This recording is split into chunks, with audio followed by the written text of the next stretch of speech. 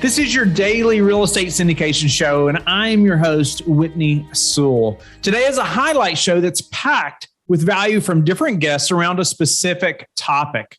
Don't forget to like and subscribe, but also go to lifebridgecapital.com where you can sign up to start investing in real estate today.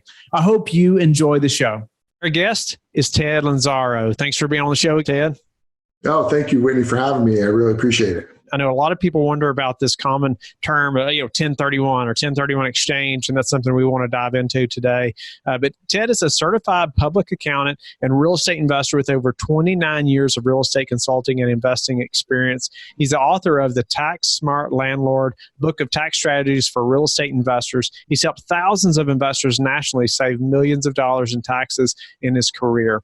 But Ted, thank you again so much for your time today. I appreciate you being on the show again and just helping myself and the listeners understand this topic. I know a lot of investors that are listening and are wondering, how do we do this? What does that mean? Is this something I should do? This 1031 lingo that we hear all the time, right? And so, let's get started as far as, maybe you give us just some brief background of what this is and then let's dive into some details. Okay. Yeah, sounds good. I mean, it really is one of the available strategies when you sell an investment property. It's one of the available strategies to defer the capital gains on the sale of the property. It's probably, in my mind, the most important wealth building strategy in real estate investing. And here's why. Let me give you an example. So I had a client, he was a plumber, okay? And as a plumber, he would go out and he would do his business, but he also started picking up small residential units, a 2-family here, a 4-family there, a small apartment building. And over a period of about 8 years, he built up a portfolio of about 150 units, right, that he was running and managing locally. Now, this was at a time, this was in South Florida, and this was at a time when the market was beginning to rise. Prices were starting to go up.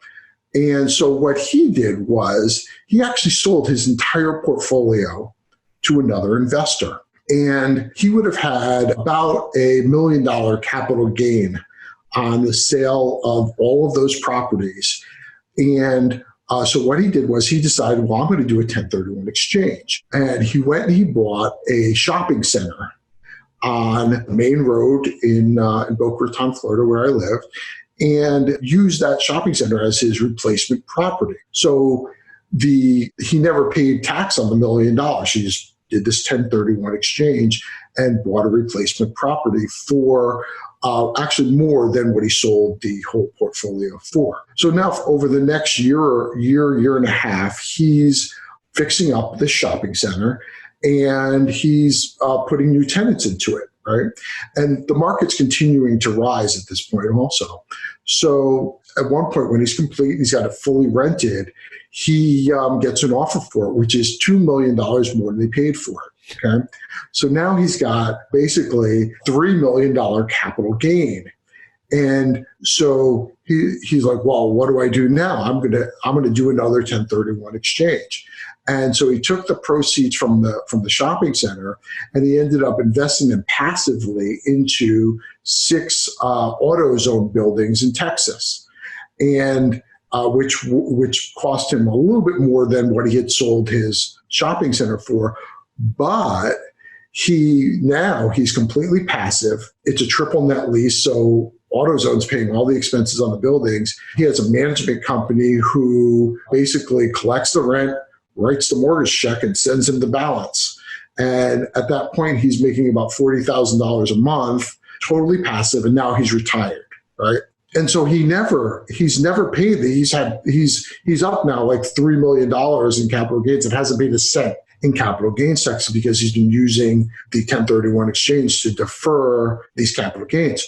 So you can see how that's like over the course of about 5 years, his net worth went up by $3 or $4 million, but he never paid a dime in taxes. And that's what why I say it's a very important wealth building strategy. Wow. Do you? I was going to ask you about how long that took, but you said about 5 years, and that's About 5 years. very impressive.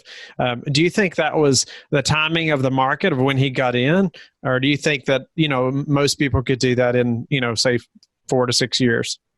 Well, I think a lot of it had to do with the timing of the market, right? So it's a great strategy when you're picking up things at the bottom and then selling them as the market rises. Okay. Now, did he pay a premium for the properties he bought in Texas, at the end of the auto zones? Yeah, because he was at the height of the market at that point, but he was also deferring gain, and he knew he was getting into a kind of a low return kind of scenario, but he had already deferred all of this gain. So, and it was triple net, it was easy, it was passive. So he didn't have to do anything else but collect his money every month. Wow. 5 years of retirement right there. That's awesome.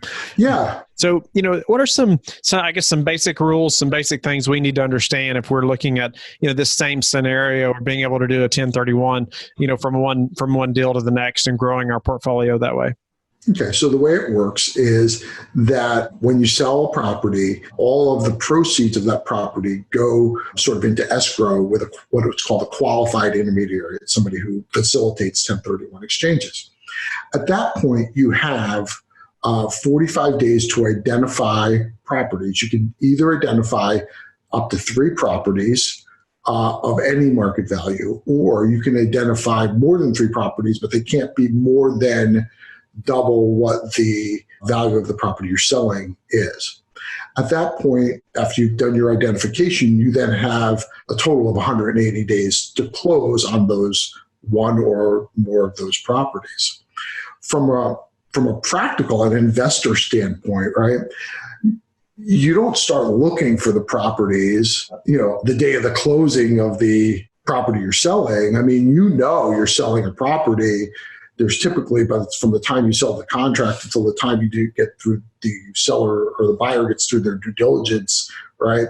There's, there might be 3 months there. There's, 9 days. So you should be looking at a property, that whole time, right? So that you're actually adding to the clock by looking for replacement properties before the 45-day window ever even starts, which is the day you close on the sale. So what could people be doing like now where the market's a little tighter or whatever, right? Let's say I have a property that I might be willing to exchange, or let's say I come across a great property right now, right? So I know that I can put my other property on the market and probably sell it pretty fast in this market. There's a huge demand for rental properties right now. So let's say I find a property that I know has a better rate of return than something I currently own, right? Well, now I can actually just say, okay, look, I'm going to buy this property. And now I even start that process. And then I put my other property on the market, with the idea that I could probably, they might even end up exchanging simultaneously, right? So you begin the process of buying the second property before selling the first one. I could if I wanted to, right? Because I've identified this property. Maybe I just put a contract on it, knowing that I could sell. I mean, this is from an investor standpoint, right? Knowing that I can sell my existing property. Correspondingly, right? If I've got a property that I'm making, that I bought 10 years ago and I'm making 10% on it, I need to be able to find a better property in this market. And that's why a lot of 1031 exchanges, at least right now, don't happen, because it's very difficult to find a better replacement property. So I have a client who, sold the property. He's got $1 million capital gain. It's going to cost him $300,000 if he has to pay the taxes. Well, we ultimately came to, after looking at what was available in this market where he wanted to be, we ultimately came to the conclusion that he was better off paying the taxes than he was buying a property that he wasn't going to get a really good rate of return on, and was going to be a management problem for him because he didn't want to have, big management problems. So he didn't want management problems. So what ended up happening with him, or can you elaborate? Well, in this scenario, he ended up paying the tax, which is one of the, it's not the best strategy, right? But there's only four real things you can do. It's pay the tax, 1031 exchange, seller financing, an installment sale. And now you've got the new opportunity zone scenario also that you can defer stuff. But with the 1031 exchange, you're getting, it's not with the opportunity zone, you're getting a short-term deferral. With the 1031 exchange, you could actually get a much longer-term deferral, possibly forever, because getting back to my client that's got the auto zones in Texas, his ultimate plan is to pass those properties on to his kids, right? So when he does that, he'll get, when he dies, his children will get a step up in basis on those properties. That's the existing tax law. And what will happen is they'll inherit the property at whatever the market value of that property is at that time. So if they were to turn around and sell those properties the next day, literally, right, they would have probably zero capital gain on the property, because whatever the market value is, that's their basis, right? So that's another very powerful strategy, if you think about it, is using 1031 exchanges to ladder up your portfolio and then passing them along to your children. And the increase, nobody ever pays a dime in capital gains on the increase in the market value of those properties. Our guests are Alex Shandrovsky and Michael Brady. Thank you both for being on the show today, guys. Pleasure. Yeah, thanks for having us. I know all the listeners, if you are in the syndication business, this is a topic and question that I get often, and that I've had to deal personally in our own business as well, is how do we do a 1031 exchange into a syndication? And there's, it seems so complex in the beginning and what that should look like. And I know you as the listener also have questions about how to do this properly. And these guys are experts. They are the experts on 1031 exchange. So, but a little about them before we get started. They both represent Madison 1031, a national qualified intermediary for tax-deferred exchanges, Internal Revenue Code 1031.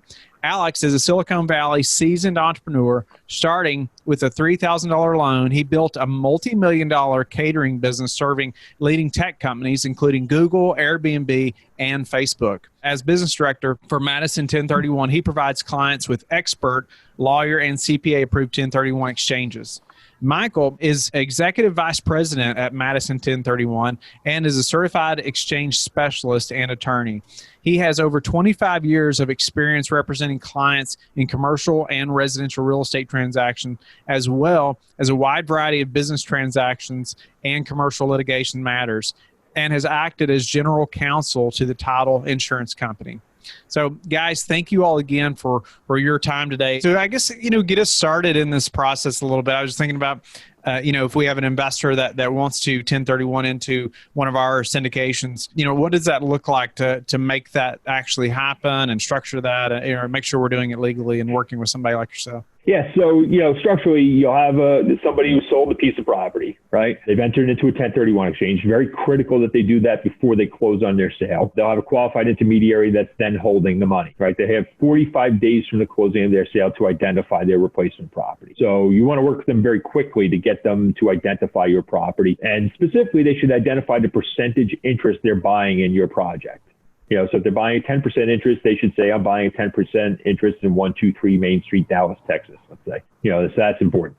And then once they're ready to close with you, it's pretty much, it's a little bit different. They'll actually have to be a formal closing whereby if sometimes you see these parties come in together with the syndicate to buy the property, but essentially a deeded interest will go to that buyer. Through a closing, we, as the qualified intermediary, take assignment of whatever agreement you have with them, the benefits of that, and we fund the transaction. So if we have $1 million, we'll send $1 million, to whoever's handling the closing, and the deed will go to the buyer directly. So you have to be able to have legal counsel or a title company or somebody who's going to actually do that deed. That's essentially it.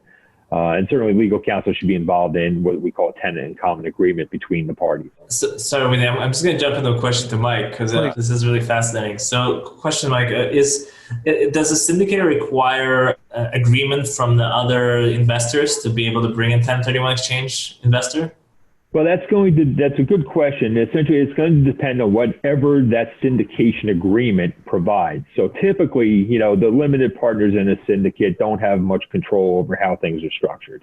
And so, the syndicators generally, as the manager of the syndicate or the general partner, even depending on what your structure is, has the ability to make those decisions typically. And there may be exceptions to that, but typically they should be permitted to do that. That's a great question. And anything else that as the operator that it was a great question. How does it bind our hands, by allowing a 1031 and anything else that would be negative, that would negatively affect the operations or could potentially negatively affect it. I mean, just like not being able to sell because this one person has decided, they don't want to sell their interest or at least delaying the sale. Anything else that we need to be aware of before entering into something like this?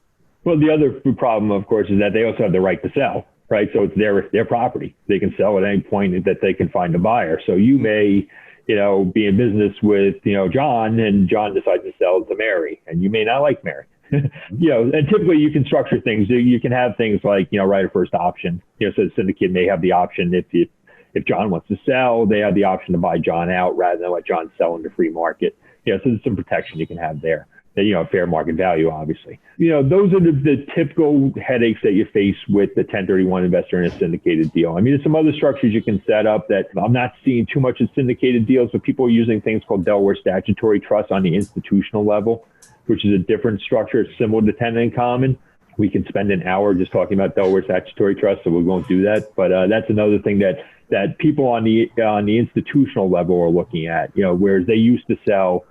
Companies like Inland Capital and Pasco used to sell tenant in common investments. They found it much preferable to sell Delaware statutory trusts. And so that's been kind of the structure since the financial crisis. So that's something that even the smaller syndicators can look at. Again, you're going to want to have good counsel structure those transactions for you. And that may be kind of another way to get into it. Okay. So the investors reached out and says, hey, I've got a property I'm going to sell. I'd like to do a 1031 exchange. They're going to connect with somebody like yourself, a custodian, to get the 1031 process started. Then they're going to sell their property, or they're going to identify 3 other properties, and then they're going to sell their property. And then you all would help handle that transaction, right? Actually taking the funds from the sale to investing in with this operator. Correct. Yeah. Essentially, we are the middleman in the exchange. We do all that documentation that's necessary for tax purposes, the assignment of both contracts. I just want to say that they can identify up to 3 properties. They don't have to identify 3 properties, and they can even go beyond, but there's some additional rules that apply to that. One other thing I want to mention, because people do forget this, and this is maybe another potential stumbling block with the syndicate, is that the taxpayer has to do 2 things to fully defer their gain. They have to buy property that's equal or greater in value to what they're selling, and they have to spend all the equity from their sale. Okay, that often means that if they had debt on the property they sold, they will need to take on new debt on their acquisition or assume debt. So to the extent that somebody has a debt component on their sale, that may provide issues on acquiring their replacement property if they're buying as a tenant in common with the syndicate, because they'll have to find a lender for their interest, and they are not necessarily going to be part of the syndicate's debt on the property. So that's some of the nuance that really needs to be looked at when you're considering these deals. Obviously, your preference is that somebody's coming in with, doesn't have debt because the syndicator wants cash. Just Mike, can you add to the point of how long does it take for an operator to set up a TIC structure? Meaning, because we're dealing with such a short time frame, right? Are there syndicators, like if Whitney decides that he wants to accept 1031 clients, does he already has to label himself as such? Does he have to have a structure to set up? Is it something that has to be done a year before? Like, can you talk to this audience about, as an operator, how long does it take to actually set up and to accept a 1031 exchange client? Is that okay with me? Yes, that's great. Yeah, I mean, it really should not take much time. Legal counsel can basically do a deed in seconds. Their paralegal do deeds all the time. So the deed is a non-issue. The TIC agreement, there's some good boilerplate things out there that basically hit all the checklist items from the revenue procedure, setting up that structure. And, probably the legal structure is the easiest part of it. It's more the operating structure, right? And figuring out internally how you're going to do this and working with the accountants to make sure that the returns and everything match. But as far as the transactional structure, it can be done very, very quick. What about the timing too? I was just thinking, okay, the investor has located, the investment they're going to invest in. They've notified that, but then all of a sudden, they've said, okay, we're going to invest in this syndication. But then maybe that closing date got extended 60 days for whatever reason. Are they going to miss their deadline of being able to invest that capital? Yeah, that is a potential issue. They have a maximum of 180 days from the closing of their sale to complete their acquisition. Typically, unless your investors come to you at the last minute. Yeah, it should be long enough because they have to identify your project within 45 days, right? So let's say they wait till the last minute and they identify on the 45th day. Now you got another 135 days to close. When I first started practicing law, that might have been a problem. These days, transactions are closing inside of a week.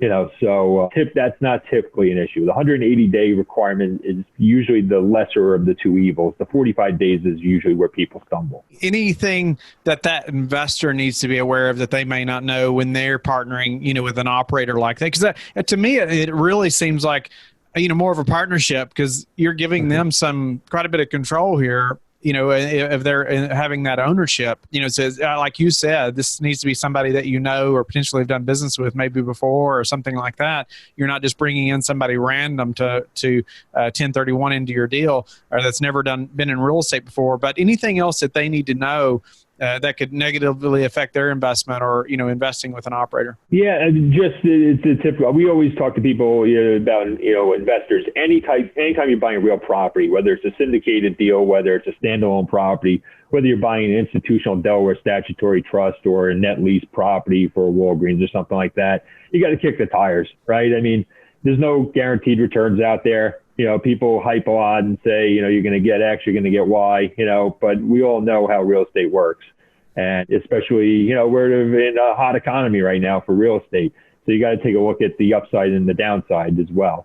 So that would be the typical recommendation I have for any real estate investor and syndicators included. As far as the 1031 structure, they just have to make sure it's structured appropriately. They don't want to give up too much control and be considered a partner because then that could bust their exchange. But other than that, it can work. I don't want to certainly discourage anybody from being creative and structuring these things. It's just that it requires some advanced planning, which I've been around real estate investors long enough to know that sometimes advanced planning is not their strong suit. I think one of the things that we would probably recommend is to look to your current investors and have a conversation where you educate them about the value of 1031 because it's possible that they have other real estate that they might be able to sell off and come into new deals. And those are the people you're currently doing deals with and currently have current investors. They might not be even aware this is an option. So those people you already vetted, you trust, they already see the value relationship. So you'd be surprised how many people don't believe you can do a 1031 into a syndicate. So your job as a syndicator could be about educating your current investors, not just future investors, about this potential. And obviously, Mike and I are there to support you and being able to help them have all the information that can make the most educated educated decision about how to move forward. So your current investors, you want to make sure that the current investor is educated about the value of 1031 exchange because you'll be surprised how they would not just not know. That's great advice, and no doubt about it. We definitely need to educate them about this. But maybe you can briefly speak to or quickly speak to, the 1031 exchange. When we're selling a deal as an operator, into another deal, and how the investors would work moving from one to another if they wanted, to another deal if they wanted to, 1031 from one deal to another. Yeah, ideally, you will be such a great syndicator and manager of your property that everybody wants to stay with you and does not want to cash out. In that case, you've got a home run. It's easy. You just go as a syndicate, you go to your contract, you sell to your buyer, you have the same deadlines, 45, 180, and then you go close on a replacement property and everybody goes along with you and continues to make money until they can roll it into the next bigger and even better project. That's ideal. If not, if you have the advanced knowledge that, a sale is imminent, or, maybe it's part of your business plan. You're going to hold this property 7 years, at which time, if the market supports it, you're going to sell. So maybe you start doing some advanced planning in year 5 or 6. And you say to your investors, well, who wants to take the ride and who wants to separate? And if you know that people are separating, let's get them out of the partnership now, deed the property to them as tenants in common, and, begin operating differently. Maybe as you as the syndicator, maybe giving up some of your rights in that instance for a short period of time, for a year or two, and then everybody goes their separate ways, or some people go their separate ways in year 7 when the property is sold. And just especially, Mike, maybe just talk for a second, especially in states like New York and California, that's really important. Yeah, that's a good point, because we're less concerned. The federal government, not that they do not audit 1031 exchanges, because they do, but they do have some limitations in resources, and they've kind of butted heads and have fought this partnership issue several times. And in tax courts, the results have not been favorable for the IRS by and large. So we tend to be more concerned about how the state governments look at this. So if if you have investors who have a property, your property's in Texas, your investors are mostly Texans, and they're going to do this, there's no Texas income tax, right? So, there's no state regime looking at this. Yeah, great. But if if you have a New York project with the New York investor, or a combination of New York and California investors, well, the states tend to be a little bit more aggressive and are taking a look at these transactions a little bit more closely, particularly California. And more recently, we're seeing it in New York. Some of the other states, I'm not seeing as much in some of the other states, such as New Jersey and, all the other income tax regime states in the country, which are the majority. We're not hearing as much, but that doesn't mean it's not happening. Meaning you're going to want to establish a tenant in common agreement way in advance before the sale. So that's why that conversation in year 5 is really important. If you're in Texas or Florida, you shouldn't worry so much. But then, honest conversations happening, year 5 is really important, because you need a year or two typically to establish that tenant common partnership, so it'll be held up by the state tax authority. Thank you for being a loyal listener of the show. Please subscribe and share it with your friends. We want to help you become the passive investor you've always wanted to become, but also the operator you've always wanted to become. We want to be the #1 resource for your real estate investing journey. But go to lifebridgecapital.com, where you can start investing in real estate today.